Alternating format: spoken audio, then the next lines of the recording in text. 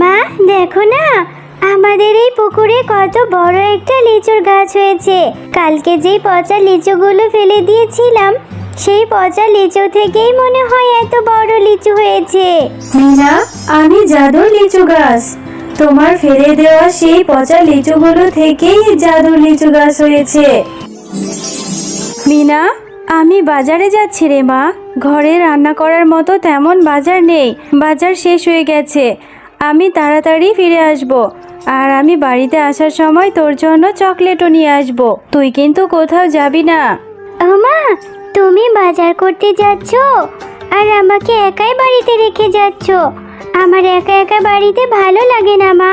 ও মা, আমাকেও তোমার সাথে নিয়ে যাও না মা। তুমি বাজার করবে, আমি তোমার সাথে বাজারটা ঘুরে ঘুরে দেখব। না রে মিনা, বাজারে ঘুরে ঘুরে দেখার মতো তেমন কিছুই নেই। আমি তো তোকে বললামই, তোর জন্য আমি খাবার কিনে নিয়ে আসব। তুই বাড়িতেই থাক। আর ছোট বাচ্চা, আমি হেঁটে হেঁটে সেই বাজারে যাব, তোর অনেক কষ্ট হবে। না মা, আমার একটুও কষ্ট হবে না, আমি তোমার সাথে যেতে পারবো। তুমি শুধু আমাকে একটা চকলেট কিনে দিও, আমি তোমার সাথে থেকে একটা চকলেটই খাবো।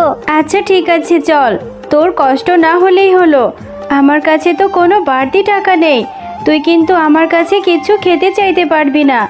আমি কিন্তু তোকে কিছু কিনে দিতে পারবো না। দেরি হয়ে যাচ্ছে, চল আমার সাথে। এরপর মিনা ও তার মা বাজারে চলে যায়। আর বাজারে গিয়ে যখন শেফা শিয়ালিনী বাজার করছিল, তখন মিনা বাঘ মামার দোকানের লিচুগুলোর দিকে তাকিয়েছিল। ও মা, এদিকে শোনো না, ওই যে দেখো, বাঘ মামার দোকানে কত লিচু আছে। ওখান থেকে আমাকে কিছু লিচু কিনে দাও না মা, খুব খেতে ইচ্ছে করছে। লিচুগুলো দেখতে কত টসটসে। হ্যাঁ রে মিনা, লিচুগুলো দেখতে কত সুন্দর দেখাচ্ছে আর অনেক টসটসে রসে ভরা। আমার কাছে যে এখন টাকা নেই রে মা, তোকে কি করে এতগুলো লিচু কিনে দেব বল? ও মা, ওই লিচুগুলো থেকে কত সুন্দর ঘ্রাণ বেরোচ্ছে, আমার খুব খেতে ইচ্ছে করছে। আমি তোমার কাছে আর কিছু খেতে চাইবো না, আমাকে দাও না লিচু কিনে। মিনা, আমি জানতাম তুই কিছু না কিছু একটার বাহানা ঠিকই করবি। তোকে তো আমি আগেই বলেছিলাম যে আমার হাতে কোনো টাকা নেই। আচ্ছা ঠিক আছে, চল। এত করে যেহেতু বলছিস, দেখি বাঘ মামা বাকিতে কিছু লিচু দেয় কিনা। বাঘ মামা, আপনার দোকানের লিচুগুলো বেশ সুন্দর দেখাচ্ছে। তা লিচুগুলো কত করে বিক্রি করছেন মামা? আমার দোকানের লিচুগুলো 100 পিস মাত্র 500 টাকা শেফা। তুই যদি নিস তাহলে তুই আমাকে 50 টাকা কম দিস। না গো বাঘ মামা, 100 লিচু নেব না। আপনি আমাকে 15 থেকে 20টা লিচু দিন। আমি 2 থেকে 3 দিন পরে এসে আপনাকে টাকা দিয়ে যাব। আমার কাছে যে এখন কোনো টাকা নেই। আমি বাজার করে সব টাকা শেষ হয়ে গেছে। মেয়েটা যে লিচু খাওয়ার জন্য বড্ড বায়না ধরছে, না করছি তবুও শুনছে না। তবে আপনি নিশ্চিন্ত থাকুন, আপনার টাকা আমি 2-3 দিন পরেই দিয়ে যাব মামা। আরে শেফা, না না, আমি তোকে বাকিতে কোনো লিচু দিতে পারবো না। আর আমি 100 পিসের নিচে কখনোই লিচু বিক্রি করি না। এখান থেকে যা তো, অযথা আমার সাথে আর তর্কে জড়াস না। আচ্ছা ঠিক আছে বাঘ মামা, আমি আপনার সাথে তর্কে জড়াতে যাব কেন? আপনার জিনিস আপনি না দিলে তো আর আমার কোনো জোর নেই। তবে আপনারা বড় অকৃতজ্ঞ। আমার স্বামী বেঁচে থাকতে আপনাদের কত উপকার করেছে, কিন্তু এখন আমার টাকা পয়সা নেই বলে আপনারা আমাকে কত অবহেলা করছেন। মা, তোমার রান্না করতে আর কতক্ষণ লাগবে?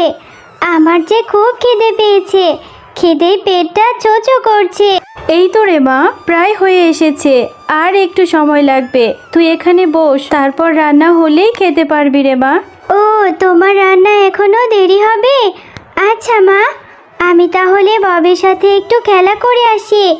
ততক্ষণে তোমার রান্না শেষ হয়ে যাবে, আর তোমার রান্না শেষ হলে আমি এসে খাবার খাবো।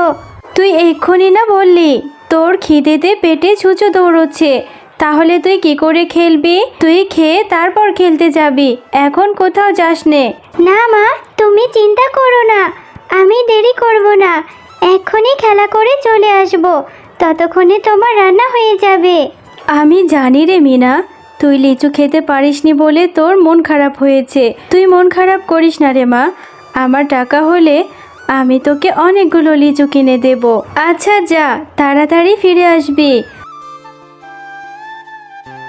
ববি চল না, আমরা মাঠে গিয়ে খেলা করি। না রে মিনা, আমি তো এখন তোর সাথে খেলা করতে যেতে পারবো না। আমার মা আমাদের বাড়ির পেছনের লিচু গাছ থেকে লিচু পাড়ছে। আমার মা আমাকে ওখানে যেতে বলেছে। আমি আমার মায়ের সাথে গাছ থেকে লিচু পেড়ে মজা করে লিচু খাবো। ও তোরা লিচু পারবি? হ্যাঁ রে, আমারও না অনেক লিচু খেতে ইচ্ছে করে। আজকে বাজারে গিয়েছিলাম, মাকে কত করে বললাম লিচু কিনে দিতে, কিন্তু আমাদের তো অত টাকা নেই রে, তাই আমার মা আমাকে লিচু কিনে দিতে পারেনি। ও তুই লিচু খাবি? হ্যাঁ, তুই চিন্তা করিস না, আমাদের গাছে অনেক লিচু আছে। আমার মাকে বলবো তোকেও লিচু দেবে, তারপর তুই আর আমি মজা করে লিচু খাবো। চল চল, আমরা লিচু গাছের ওখানে যাই। ও মামা, তোমার তো দেখছি লিচু পাড়া প্রায় হয়েই গেছে। ভালোই হয়েছে। দেখো না মা, আমার সাথে আমি মিনাকেও নিয়ে এসেছি। জানো মা, মিনার নাকি খুব লিচু খেতে ইচ্ছে করছে। ওর মায়ের টাকা নেই বলে ও লিচু কিনে খেতে পারেনি। তুমি মিনাকে কিছু লিচু দাও না মা। আরে ববি, তুই আবার এই গরিবটাকে কেন সাথে করে নিয়ে এলি? তোকে একাই আসতে বলেছিলাম, এই ছোট লোকটাকে নিয়ে এসেছিস, এখন আবার একে লিচু দিতে হবে। লিচুর অনেক দাম, একে লিচু কি করে দেব? ও মা, তুমি এভাবে কেন কথা বলছো? ওরা তো গরিব হতে পারে, কিন্তু মিনা ও মিনার মা অনেক ভালো। জানো, আমি মিনাদের বাড়িতে গেলে মিনার মাও আমাকে কত খাবার খেতে দেয়। দাও না মা, একটা লিচুই দাও ওকে। আরে হ্যাঁ, সেটাই তো বলছি, ওরা যদি গরিবই হবে তাহলে এত দামি ফল কেন খেতে হবে? ওরা কম দামি ফল খেলেই তো হয়। কাকিমা, আমার মায়ের কাছে যে অত টাকা নেই, তাই আমার মা বাজার থেকেও আমাকে লিচু কিনে দিতে পারেনি। থাক, আমার লিচু লাগবে না। আরে আমার আবার দয়ার শরীর, আমি কাউকে না করতে পারি না। আচ্ছা ঠিক আছে মিনা, এই যে আমার সামনের এই ঝুড়ি লিচুগুলো নিয়ে যা। এগুলো নিয়ে তোরা মা ও মেয়ে পেট পুড়ে খাবি। তুমি সত্যি বলছো কাকিমা? তাহলে তো অনেক মজা হবে। আচ্ছা ঠিক আছে, আমি এই লিচুগুলোই নিয়ে বাড়িতে চলে যাই, মা দেখলে খুব খুশি হবে। হ্যাঁ রে মিনা, এত দেরি করলি কেন? তোর জন্য সেই কখন থেকে আমি অপেক্ষা করছি, আর তোর এখন বাড়ি ফেরার সময় হলো, আবার সাথে করে এগুলো কিনে এসেছিস। ও মা, এগুলো লিচু ববির মা বাঘিনী কাকিমা আমাকে দিয়েছে। ওরা ওদের গাছ থেকে লিচু পাড়ছিল, আর আমি যখন গিয়েছিলাম ববির সাথে, ববি ওর মাকে বলাতেই লিচুগুলো আমাকে দিয়ে দিয়েছে। এই লিচুগুলো এখন তুমি আর আমি খাবো মা। মিনা, তোকে তো আমি বললাম যে তোকে টাকা হলে লিচু কিনে দেব। তুই এই লিচুগুলো কেন আনলি রে মা? এই লিচুগুলো তো পচে গেছে, এগুলো খাওয়া যাবে না। তুই এক্ষুনি এগুলো ফেলে দিয়ে আয় যা।